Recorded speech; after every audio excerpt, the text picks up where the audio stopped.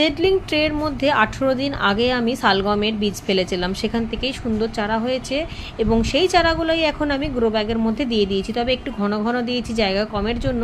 বড় হলে যখন শালগম ধরতে শুরু হবে তখন এখান থেকে চারা তুলে অন্যান্য গাছের গোড়ায় গোড়ায় দিয়ে দেবো। ঠিক একই রকমভাবে এই ছোটো টবটার মধ্যে এক্সট্রা কিছু চারা ছিল সেগুলো দিয়ে দিয়েছি। একেবারেই কড়া রোদে রাখবো, কোনো রকমভাবে এখন ছায়ার কোনো প্রয়োজনই নেই, কারণ চারাগুলো এতদিন রোদের মধ্যে থেকেই বড় হয়েছে। খুব সুন্দর শেকড়ও তৈরি হয়ে গেছে। তবে দুর্বল চারাগুলো কিন্তু আমি নিইনি, যেগুলো শেকড় একেবারেই ভালো ছিল না সেইগুলো কিন্তু আমি রাখিনি। একটা চারা তুলে আপনাদেরকে দেখিয়ে দিলাম যে কিভাবে চারাগুলোকে হালকাভাবে তুলে মাটির মধ্যে হালকাভাবে বসিয়ে দিতে হবে। এই দেখুন, এই চারাগুলো ভীষণই দুর্বল, তাই এই চারাগুলো আমি রাখবো না, শুধুমাত্র আপনাদের দেখানোর জন্যই আমি এটা বসিয়ে দেবো।